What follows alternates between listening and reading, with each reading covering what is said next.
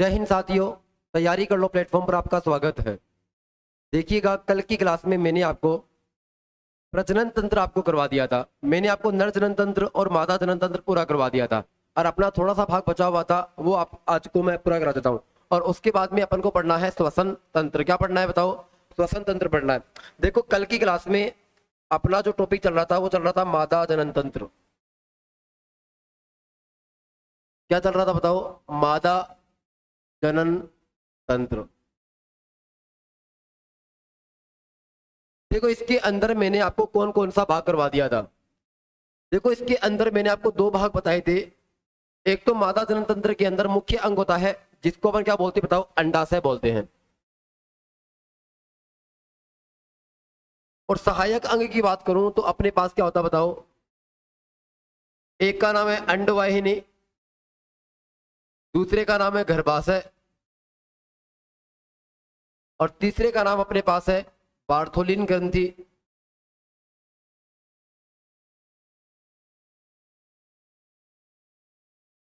और चौथा अपने पास नाम है योनि।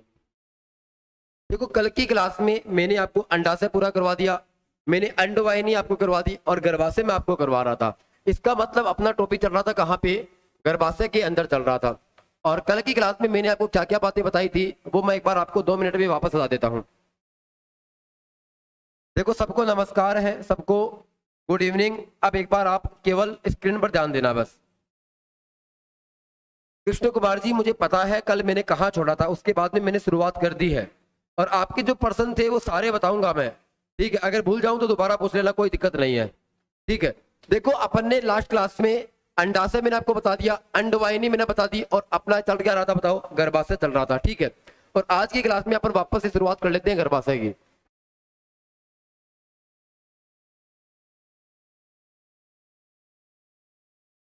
देखो, सबसे पहले अगर मैं बात करूं गर्भाशय की, तो गर्भाशय की स्थिति कहाँ होती है? मादा जनन तंत्र में गर्भाशय की स्थिति कहाँ होती है? तो इसकी स्थिति होती है योनि के ऊपर।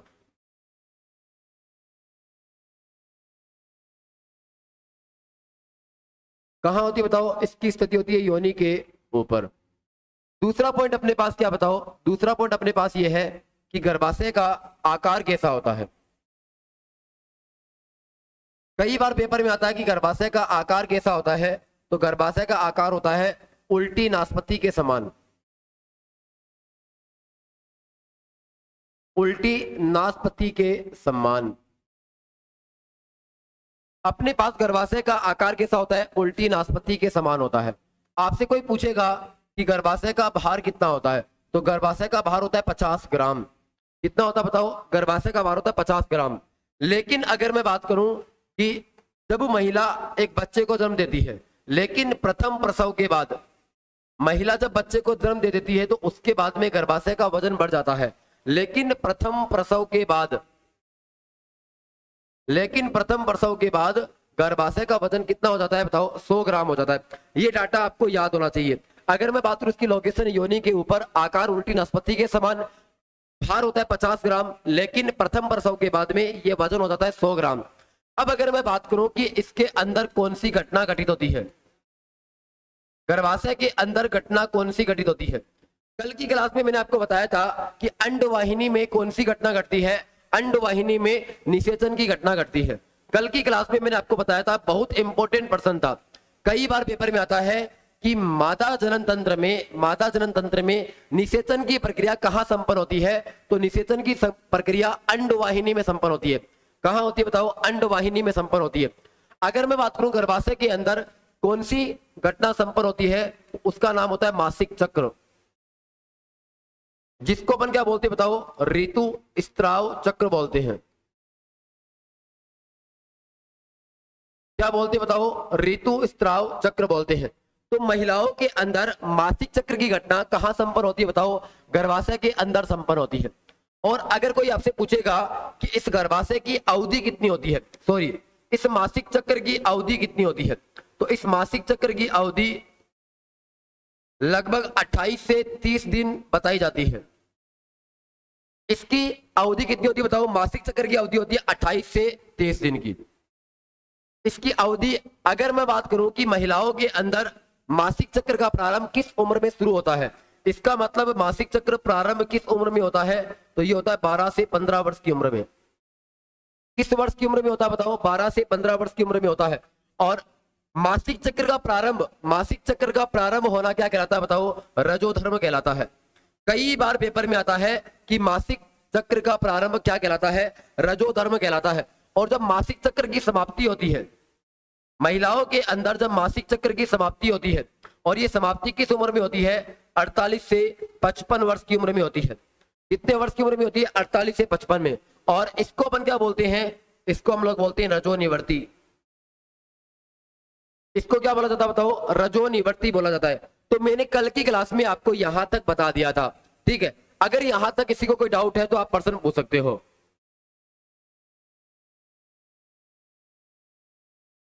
हाँ, ये एवरेज है, लगभग है ये। अब देखो ये जो चीजें 12 से 15 मैंने आपको बताया यहाँ पे, अब ये कोई फिक्स थोड़ी है। अब कई महिलाओं के अंदर अगर अपन बात करें तो ये क्या होता है बताओ? ये लेट से शुरू होता है, ठीक है। और कईयों में क्या होता है? 12 से जल्दी भी शुरू हो जाता है। ये अपन ने माना है किसके लिए बताओ? जो सामान्य महिला होती है ना, जिसको कोई बीमारियां नहीं होती है, उनके अंदर इसका प्रारंभ 12 से 15 साल की उम्र में हो जाता है। और उसी प्रकार से अगर हम अपन बात करें कि इसकी समाप्ति होती है 48 से 55 वर्ष की उम्र में। अब आपने कई बार देखा होगा कि देखो, जिस महिला के अंदर मासिक चक्र बंद हो जाता है तो ऐसा माना जाता है कि वो महिला अब मां नहीं बन पाती है। और आपने अक्सर देखा होगा कि अधिकतर महिलाएं 50 से 55 वर्ष की उम्र में मां नहीं बन पाती है। लेकिन अपवाद होता है। कई बार आप अखबारों में पढ़ते होंगे कि 75 साल की मां ने एक बच्चे को जन्म दिया। इसका मतलब ये अपने पास जो मासिक चक्र होता है, ये मासिक चक्र इसका जो नॉर्मल पीरियड होता है समाप्त होने का, वो होता है 48 से 55 वर्ष का। लेकिन कई महिलाओं में ये क्या होता है बताओ? ये आगे तक चला जाता है, ठीक है। तो इसीलिए कई बार अखबारों में अपन पढ़ते हैं कि एक 75 वर्ष की महिला ने बच्चे को जन्म दिया। इसका मतलब मासिक चक्र की समाप्ति उसके अंदर नहीं हुई।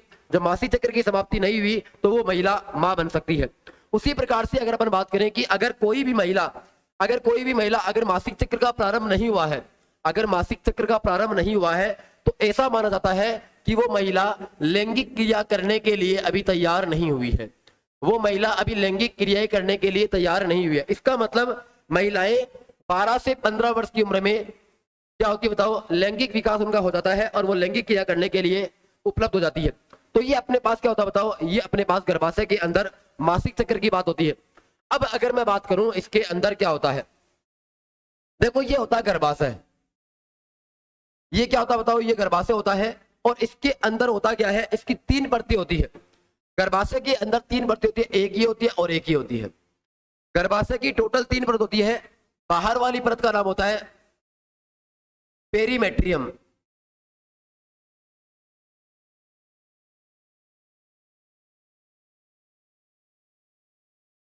मीजोमेट्रियम या मायोमेट्रियम। अंदर वाली परत का नाम होता है एंडोमेट्रियम। अब देखो होता क्या है, मैं आपको बताता हूं कि इसके अंदर 3 परतें होती है। गर्भाशय की 3 परत होती है, पेरीमेट्रियम, मीजोमेट्रियम और एंडोमेट्रियम। अब होगा क्या? जब पहली बार किसी महिला को मासिक चक्र का प्रारंभ होगा, जब महिलाएं अगर ऋतुस्राव चक्र से गुजरती है, तो सबसे पहले क्या होता है बताओ? उस महिला को एक असहनीय दर्द होता है। महिला को क्या होता है बताओ? एक असहनीय दर्द होता है। अब वो पहली बार जब महिला मासिक चक्र से गुजरती है तो वो असहनीय दर्द क्यों होता है? क्योंकि इस गर्भाशय की जो आंतरिक परत होती है, इस गर्भाशय की जो आंतरिक परत होती है, जिसका नाम होता है एंडोमेट्रियम। क्या नाम होता है बताओ? एंडोमेट्रियम। और ये एंडोमेट्रियम जो परत होती है, ये एंडोमेट्रियम परत टूट कर योनि के द्वारा बाहर आ जाती है, या फिर मूत्र त्याग के मार्ग से क्या होती है बताओ? बाहर आ जाती है। तो एंडोमेट्रियम जो परत होती है, ये टूट कर जब बाहर आती है तो उस समय महिला को थोड़ा सा रक्त स्त्राव भी होता है। महिला को क्या होता है बताओ? रक्त स्त्राव होता है।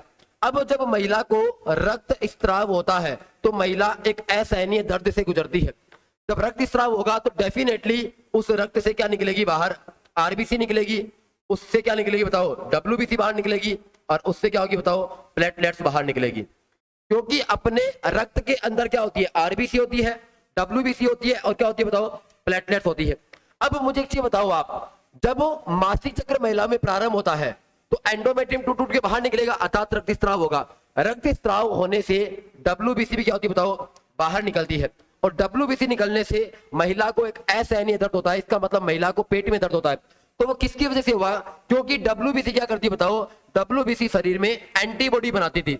डब्ल्यूबीसी शरीर में क्या बनाती है बताओ, एंटीबॉडी बनाती है। और अब वो एंटीबॉडी नहीं बनेगी, जब एंटीबॉडी नहीं बनेगी तो महिला को क्या होगा बताओ, एक तीव्र दर्द होता है। और वो असहनीय दर्द ऐसा माना जाता है कि 1 से 3 दिन तक होता है, उसके बाद में ये नॉर्मल हो जाता है।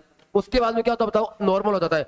इसका मतलब ये नॉर्मल कैसे हो जाता है, इसका मतलब ये हुआ कि जो ये आंतरिक परत एंडोमेट्रियम, ये एंडोमेट्रियम जितनी टूटती है वो तो टूट जाती है, उसके बाद में क्या होता है कि इसके अंदर एक पीला भाग शेष बच जाता है।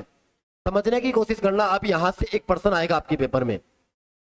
एंडोमेट्रियम जब टूट टूट करके बाहर निकलता है तो इसके अंदर एक शेष भाग बच जाता है, और वो शेष भाग पीले कलर का होता है। और इस पीले भाग को अपन क्या बोलते हैं, कार्पस ल्यूटियम बोलते हैं। Corpus luteum. और कई बार पेपर में आता है कि जब मासिक चक्र के दौरान एंडोमेट्रियम जब टूट टूट करके बाहर निकल जाता है तो शेष भाग गर्भाशय में क्या बचता है एंडोमेट्रियम का, तो उस शेष भाग का नाम होता है कार्पस ल्यूटियम, जो कि कैसे कलर का होता है बताओ, पीले कलर का होता है। अब इसके अंदर एक हार्मोन निकलता है, इसी पीले भाग से एक हार्मोन निकलता है। उस हार्मोन का नाम क्या है, उस हार्मोन का नाम है प्रोजेस्टेरोन हार्मोन। इससे कौन सा हार्मोन निकलता है बताओ, प्रोजेस्टेरोन हार्मोन बोलते हैं। अब ये आपको पॉइंट अच्छे से याद होना चाहिए, कौन सा हार्मोन निकलता है बताओ, प्रोजेस्टेरोन हार्मोन निकलता है। अब ये हार्मोन क्या करता है, ये हार्मोन जो गर्भाशय मासिक चक्र के दौरान टूट गया था उसको वापस से रिपेयर करने का काम करता है। मतलब गर्भाशय जो टूटा था उसको वापस से क्या करने का, इसको वापस से रिकवर करने का काम कौन करेगा, प्रोजेस्टेरोन हार्मोन करेगा। तो यहां पे मैं लिख दूंगा प्रोजेस्टेरोन हार्मोन को क्या बोलते हैं, गर्भाशय रिकवरी हार्मोन।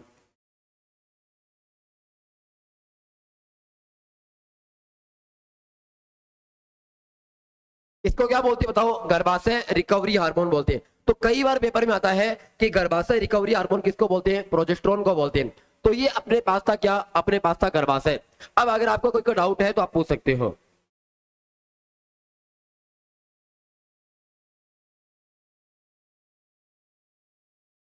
सुधीर कुमार जी, मैंने आपको क्या बताया, मैंने आपको क्या कहा कि जो मैंने आपको उम्र बताई थी ना 48 से लगभग 55 साल की उम्र, तो ये जो उम्र होती है ना, इस उम्र के अंदर लगभग महिलाओं के अंदर जो मासिक चक्र होता है वो खत्म हो जाता है, लेकिन सबके अंदर खत्म नहीं होता है। इसका मतलब अंडाणुओं का निर्माण तो होगा।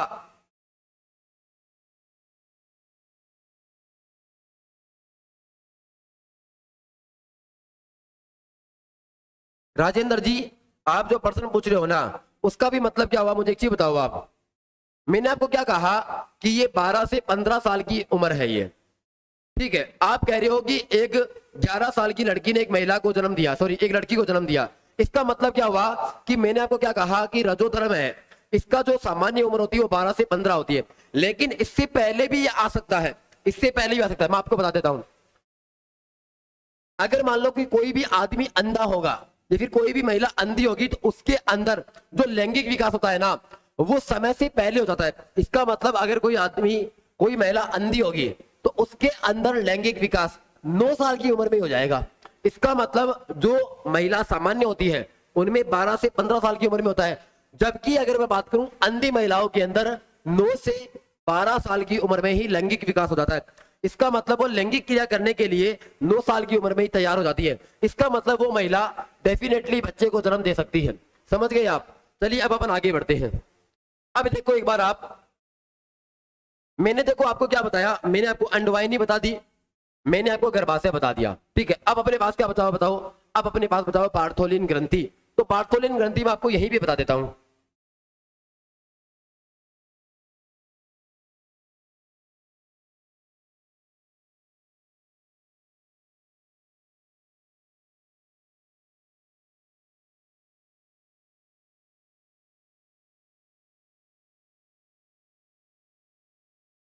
बार्थोलिन ग्रंथि, अगर मैं बात करूं ये बार्थोलिन ग्रंथि क्या होती है, देखो जब कोई भी महिला जब कोई भी महिला अगर शारीरिक संबंध बनाती है, जब कोई भी महिला क्या करती है बताओ, शारीरिक संबंध बनाती है, तो शारीरिक संबंध बनाने के दौरान, जनन क्रिया करने के दौरान या लैंगिक क्रिया करने के दौरान उस समय उसके शरीर से एक चिपचिपा द्रव्य निकलता है।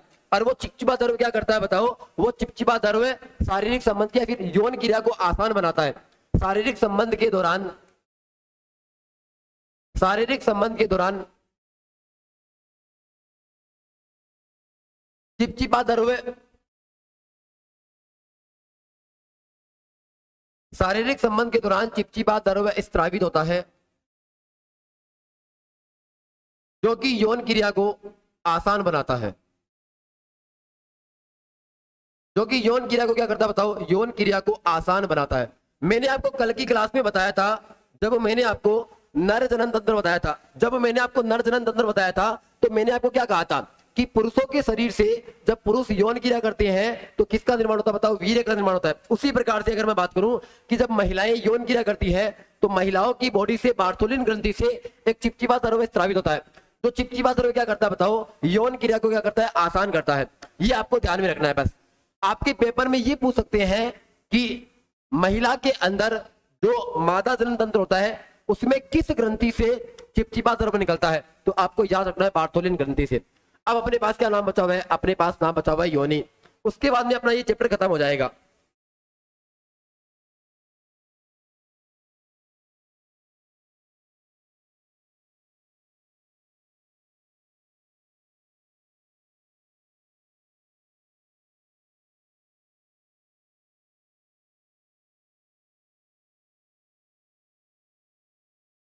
अगर मैं बात करूं किसकी बताओ, योनि की। योनि किसको बोलते हैं,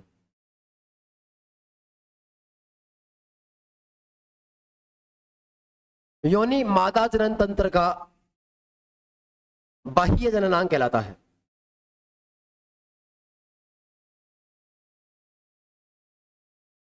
योनि मादा जनन तंत्र का बाह्य जननांग कहलाता है। योनि क्या होती है बताओ, मादा जनन तंत्र का बाह्य जननांग कहलाता है। मैंने आपको कल की क्लास में बताया था कि पुरुषों का बाह्य जननांग क्या होता है बताओ, सीसन होता है। पुरुषों का बाह्य जननांग क्या होता है बताओ, सीसन होता है। उसी प्रकार से महिलाओं का बाह्य जननांग क्या होता है, योनि होता है। इसका मतलब ये हुआ कि अगर आप मादा जनन तंत्र को देखोगे या फिर अगर आप नर जनन तंत्र को देखोगे तो बाहर से आपको जो अंग दिखाई देगा उस अंग का नाम क्या होता है बताओ, योनि। और पुरुषों में क्या होता है बताओ, सीसन होता है। ये नाम आपको याद रखना होगा, ठीक है। कई बार पेपर में आता है कि मादा जनन तंत्र का बाह्य जननांग कौन सा कहलाता है, योनि कहलाता है। कभी भी आपको गर्भाशय बाहर से दिखाई नहीं देगा। अब अपन आगे बात करते हैं। देखो अगर मैं आपको डायग्राम की बात करूं तो इसका डायग्राम इस प्रकार से होता है। इसके अंदर क्या होता है, ये गर्भाशय होता है।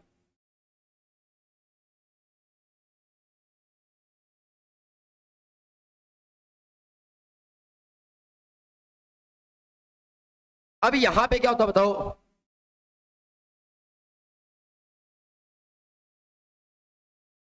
ये होता है अंडाशय। ये जो पूरी होती है ये होती है अंडवाहिनी।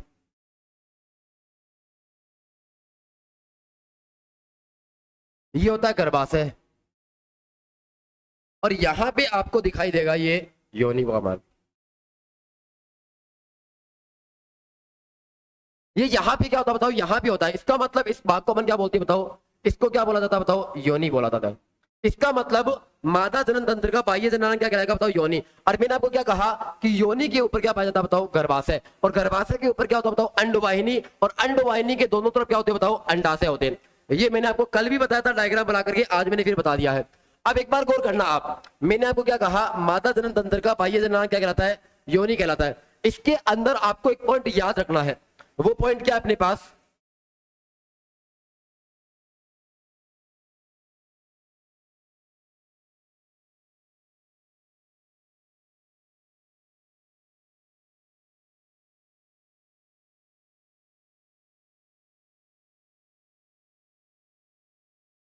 देखो योनि जहां पे खत्म होती है,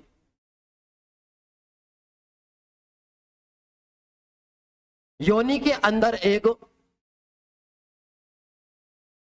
उत्तेजना बिंदु पाया जाता है। उत्तेजना बिंदु पाया जाता है, इसका नाम क्या होता है बताओ?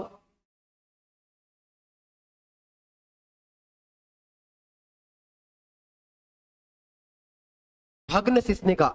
और इंग्लिश में क्या बोलते हैं इसको अपन? क्लोइटोरिस बोलते हैं।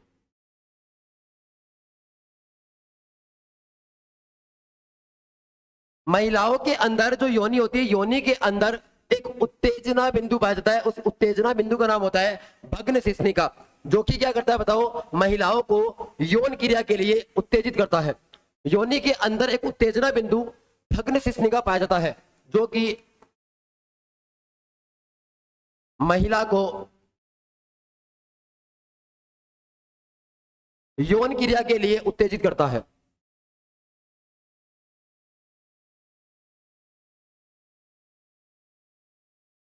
जो कि महिलाओं को यौन क्रिया के लिए क्या करता है बताओ? उत्तेजित करता है। ये मैंने आपको 2 नंबर का पॉइंट बता दिया। अब अगर मैं बात करूं, इसके अंदर एक झिल्ली पाई जाती है।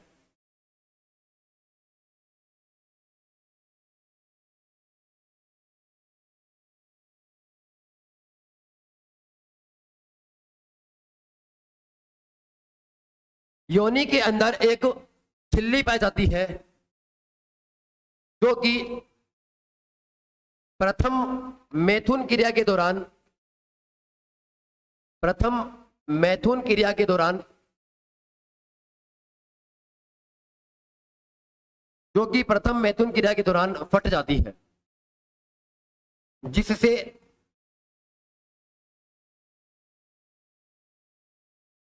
महिला की योनि से रक्त स्राव होता है।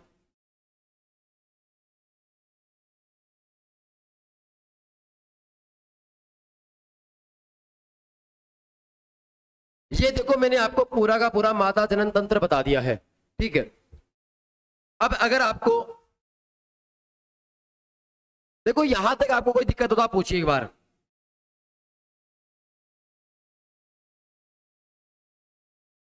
विकास स्वामी जी, आपका प्रश्न बता दूंगा मैं, एक बार टेंशन मत लीजिए। एक बार आप एक बार इतना बताइए कि आपको ये समझ में आया कि नहीं आया।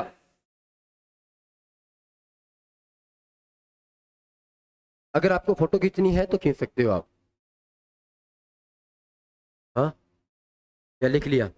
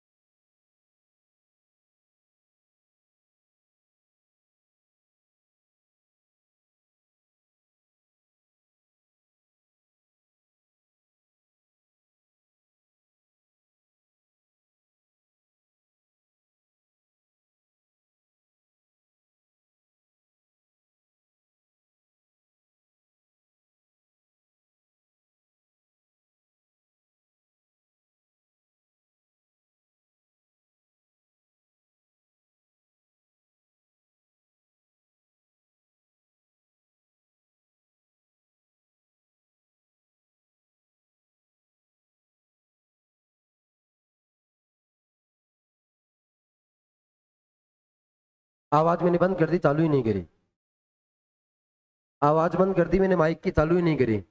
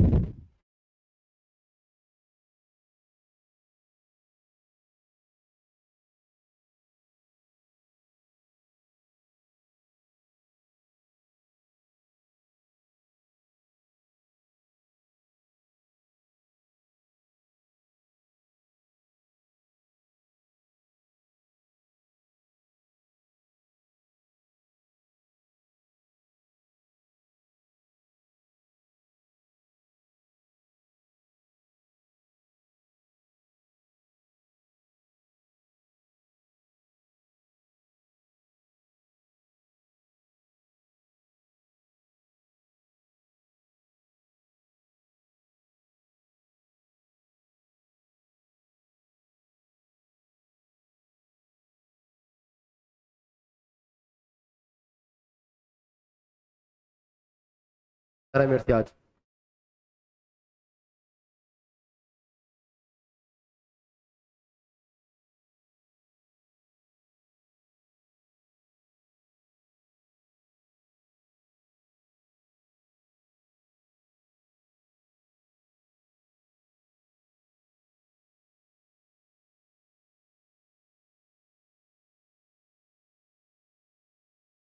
देखो, मैंने जो बताया आपको समझ में नहीं आया होगा। आवाज बंद हो गई थी, ठीक है, कोई टेक्निकल प्रॉब्लम हो गई थी। अब सब कुछ ओके है, कोई दिक्कत नहीं है। देखो, यहाँ पे शुक्राणु है और यहाँ पे क्या बताओ, अंडाणु है। आपस में सहयोग करते हैं, किसका निर्माण होता है बताओ, जाइगोट का निर्माण होता है।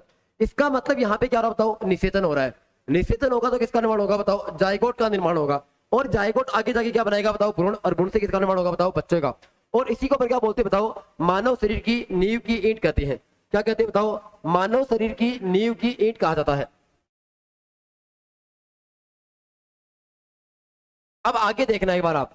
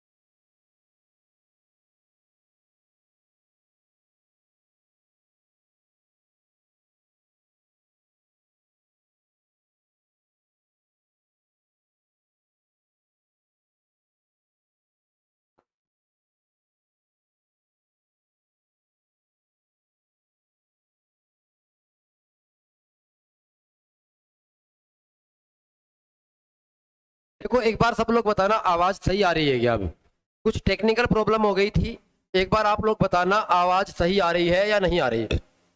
सभी के सभी लोग एक बार बताना आवाज आ रही है कि नहीं आ रही है।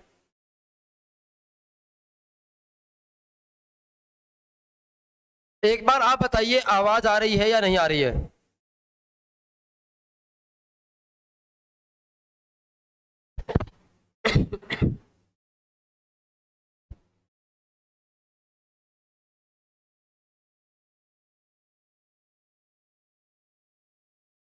एक बार बताना आवाज आ रही है कि नहीं आ रही है, जल्दी से कमेंट करना एक बार। देखो ये टॉपिक पूरा करवा दूंगा आज, मैं तो सोचा अगला चैप्टर चालू कर देंगे।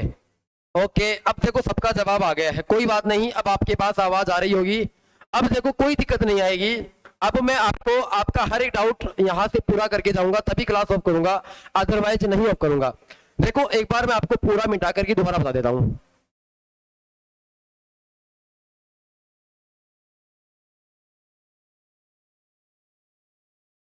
देखो मैंने आपको क्या कहा,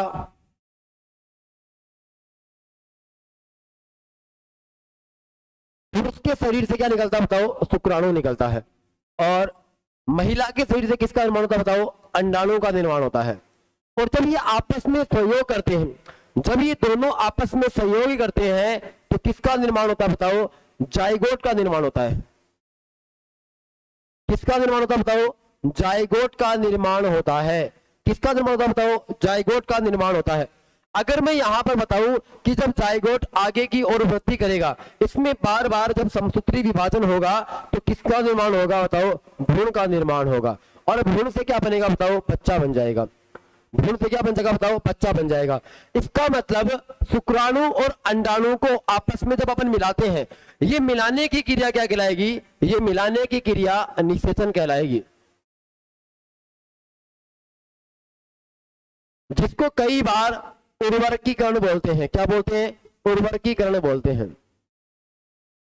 मैंने क्या कहा, शुक्राणु और अंडाणु आपस में मिलते हैं तो क्या बनता है, जाइगोट बनता है। और यही जाइगोट जब आगे लगातार विभाजन होता है, जब इसका लगातार विभाजन होता है तो ये भ्रूण बन जाता है। और जब देखो जाइगोट कब होता है, जब पहली बार आपस में सहयोग करते हैं, जब पहली बार दोनों आपस में सहयोग करते हैं ना, तब ये जाइगोट बनता है। लेकिन क्या होता है, देखो आपको बताता हूं मैं, ये जो मासिक चक्र होता है जिसको अपन मेस्ट्रुएशन साइकिल बोलते हैं, क्या बोलते हैं बताओ, मेस्ट्रुएशन साइकिल बोलते हैं। कुछ लोग इसको मंथली साइकिल बोलते हैं, जो कि ये गलत होता है। इसको मंथली साइकिल नहीं बोलते, इसको अपन बोलते हैं मेस्ट्रुएशन साइकिल। अब होगा क्या कि कई बार क्या होता है, महिलाओं के अंदर ये मेस्ट्रुएशन साइकिल गड़बड़ हो जाता है। इसका मतलब इसका जो पीरियड होता है वो होता है 1 से 28 दिन। और यह क्या होता है बताओ, हर महीने रिपीट होता है, हर महीने क्या होता है बताओ, रिपीट होता है। और कई बार क्या होता है बताओ, ये 5-7 दिन क्या होता है बताओ, ऊपर नीचे हो जाता है। जब ऊपर नीचे हो जाता है तो महिलाओं की टेंशन बढ़ जाती है, और ये जांच करवाई जाती है कि कहीं महिला गर्भवती तो नहीं है ना। अब क्या होता है कि कई बार यह मेस्ट्रुएशन साइकिल खान पान की वजह से भी, यह मेस्ट्रुएशन साइकिल खान पान की वजह से भी ऊपर नीचे हो जाता है।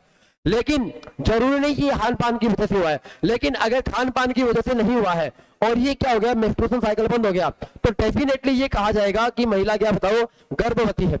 महिला क्या बताओ, गर्भवती है। अब क्या हुआ कि ये पता चल गया कि महिला क्या बताओ, गर्भवती है।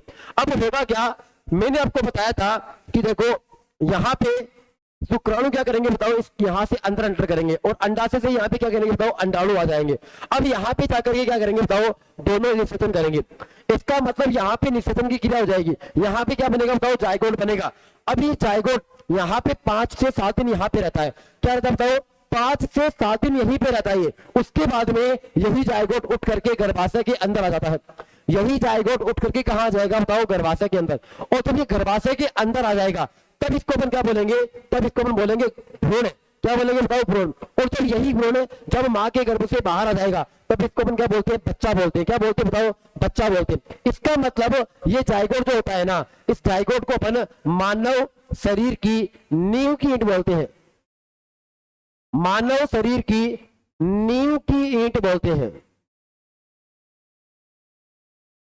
इसको क्या कहा जाता है बताओ, मानव शरीर की नींव की ईंट कहा जाता है।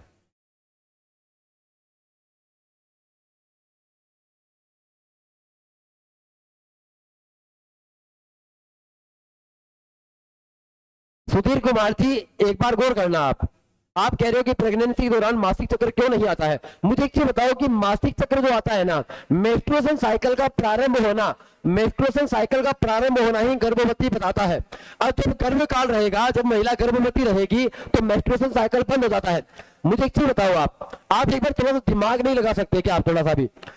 अब मुझे एक चीज बताओ, ये गर्भाशय होता है, क्या होता है बताओ, ये गर्भाशय होता है। और मेंस्ट्रुएशन साइकिल के दौरान, मेंस्ट्रुएशन साइकिल के दौरान आप कह रहे हो कि प्रेगनेंसी के समय ये मासिक चक्र क्यों नहीं आता है। ये इसलिए नहीं आता है, मुझे एक चीज बताओ, जब महिला गर्भवती होती है तो क्या होता है, जो बच्चा होता है वो माँ के गर्भ में पल रहा होता है, और उस समय क्या होता है बताओ, ये दीवारें टूट नहीं सकती है। अगर दीवारें टूटेगी तो आप मुझे बताओ कि बच्चे को क्या होगा, नुकसान होगा। तो मेंस्ट्रुएशन साइकिल जब महिला गर्भवती होती है तो यह नहीं होता है। और मेंस्ट्रुएशन साइकिल का बंद होना, मेंस्ट्रुएशन साइकिल का बंद होना यही बताता है कि महिला क्या है बताओ, गर्भवती है। समझ गए आप सुधीर जी, ये मैंने आपको बता दिया। अब एक बार वापस से जाना, यहां पे गौर करना। मैंने आपको क्या कहा कि इस प्रकार से एक बच्चा बन जाता है और किस प्रकार से होता है। अब आपको एक चीज बताता हूं मैं, ये तो मैंने आपको बता दिया। अब देखो, जो महिला होती है ना, महिला के अंदर कौन कौन से गुणसूत्र पाए जाते हैं।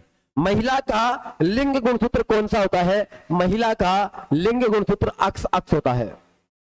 महिला का लिंग गुणसूत्र क्या होता है बताओ, अक्स अक्स होता है। जबकि पुरुषों का लिंग गुणसूत्र क्या होता है बताओ, अक्स वाई होता है। अब मुझे बताओ कि होने वाली संतान लड़का होगी या लड़की होगी, ये कौन बताएगा, इसके लिए कौन जिम्मेदार होता है। महिला जिम्मेदार होती है या पुरुष जिम्मेदार होता है। कौन जिम्मेदार होता है बताओ, पुरुष जिम्मेदार होता है। क्यों होता है, क्योंकि आपको पता होगा कि जब ये दोनों आपस में सहयोग करेंगे तो हो सकता है इसका अक्ष निकले और उसका भी अक्ष निकल जाए, तो यहां पे क्या बनेगा, अक्ष अक्ष बनेगा। इसका मतलब अक्ष अक्ष बनेगा तो क्या होगी बताओ, ये लड़की होगी। क्या होगा बताओ, लड़की होगी। अब अगर मैं बात करूं, यहां पे ये वाला अक्ष इस वाले अक्ष से क्रिया कर लेगा तो भी क्या बनेगा बताओ, अक्ष अक्ष। इसका मतलब तो भी क्या बनेगी बताओ, लड़की बनेगी। किसका बनेगा बताओ, लड़की का। अगर मैं यहां पर बात करूं, ये वाला अक्ष इस वाई से अगर क्रिया करेगा तो क्या बनाएगा बताओ, अक्ष वाई। और बनने वाली संतान क्या होगी बताओ, लड़का होगी। बनने वाली संतान कौन सी होगी बताओ, लड़का होगी। अगर ये वाला अक्ष है, अगर इस वाले वाई से क्रिया कर लेगा तो क्या बनाएगा, अक्ष वाई बनाएगा। और होने वाली संतान कौन सी होगी, लड़का होगी। तो हमेशा क्या होता है बताओ, हमेशा संभावनाएं 50-50% रहती है। हो सकता है लड़की हो सकती है, हो सकता है लड़का हो जाए, लेकिन होने वाली संतान लड़का होगी या लड़की होगी, इसके लिए जिम्मेदार कौन होता है, इसके लिए जिम्मेदार होता है कौन, महिला, सॉरी पुरुष होता है। इसके लिए जिम्मेदार कौन होता है बताओ, पुरुष होता है। और उसके लिए कौन होता है बताओ, महिला होती है। ठीक है, लेकिन हमारे समाज में जब एक लड़की बार बार पैदा होती है तो दोष किसको दिया जाता है बताओ, महिला को दिया जाता है, जो कि एक सरासर गलत बात है। महिला दोषी नहीं होती है, दोषी कौन होता है बताओ, दोषी होता है पुरुष। क्यों होता है, क्योंकि वो बार बार कौन से गुणसूत्र का शोधन कर रहा है, वो बार बार अक्ष निकाल रहा है। अगर ये बार बार वही निकालेगा तो कौन बनेगा, लड़का बनेगा। अगर अक्ष निकालेगा तो क्या बनेगा बताओ, लड़की बनेगी। तो ये बात आपको थोड़ी सी ध्यान में रखनी होगी। ठीक है, तो इस प्रकार से अपने पास क्या हो गया बताओ, ये हो गया। ठीक है, अगर कोई और आपका डाउट हो तो आप पूछ सकते हो।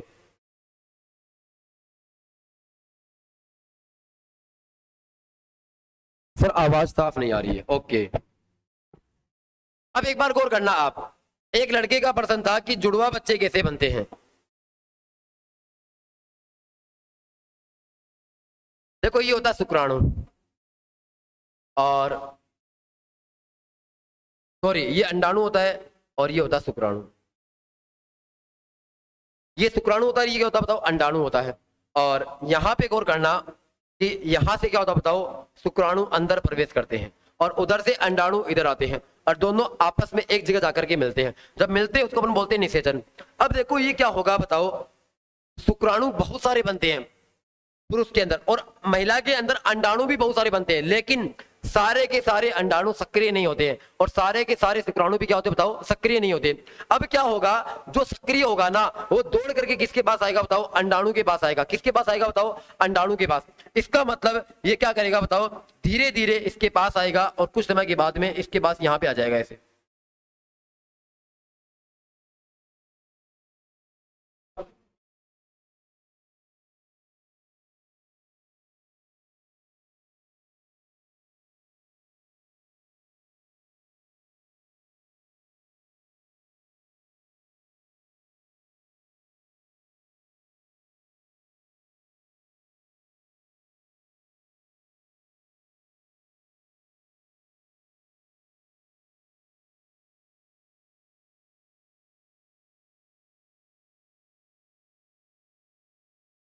देखो यहाँ पे गौर करना आप, ये शुक्राणु अंदर करेगा, ये अंडाणु है। अब होगा क्या, कुछ समय के बाद में ये जो पीछे वाला भाग है ये तो गल करके क्या हो जाएगा बताओ, अलग हो जाएगा। ये वाला भाग तो क्या हो जाएगा बताओ, गल जाएगा, और ये क्या रह जाएगा बताओ, बाहर रह जाएगा।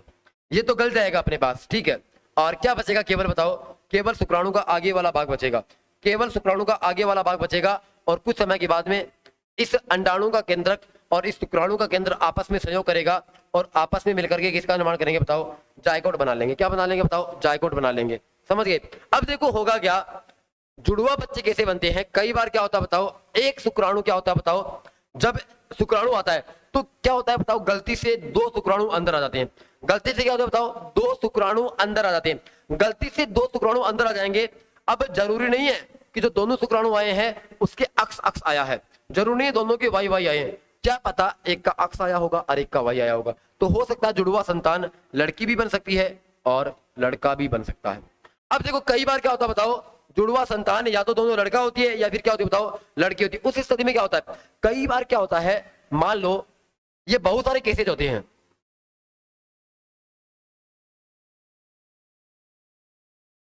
अब यहां पे क्या हुआ, मैंने आपको कहा कि ये अपने पास क्या होता है बताओ, अंडाणु, और इसके अंदर ये क्या आ गया बताओ, शुक्राणु आ गया। अभी क्या हो गया, ये पीछे वाला भाग तो गल करके नष्ट हो गया और ये आगे वाला बच गया। अब कई बार क्या होता है, इस प्रकार की क्रिया होती है मानव शरीर के अंदर कि ये जो अपने पास भाग है ये भी दो भागों में टूट जाता है। इसका मतलब ये अंडाणु भी दो भागों में टूट जाएगा और इससे दो अपने पास क्या बन जाएंगे बताओ, दो जायकोट बन जाएंगे। जब दो जायकोट बनेंगे तो क्या हो जाएंगे बताओ, दोनों बच्चे बनेंगे। इस स्थिति में अगर ये लड़की है तो ये भी लड़की होगी, अगर ये लड़का है तो क्या होगा, ये भी लड़का होगा। ठीक है, इस प्रकार की स्थिति अपने पास होती है। तो ये अपने पास क्या था बताओ, ये अपने पास प्रजनन तंत्र था। ठीक है, मैंने आपको बता दिया। और आज की क्लास में इतना ही पढ़ेंगे, मिलते हैं अगली क्लास में एक श्वसन तंत्र के साथ। ठीक है।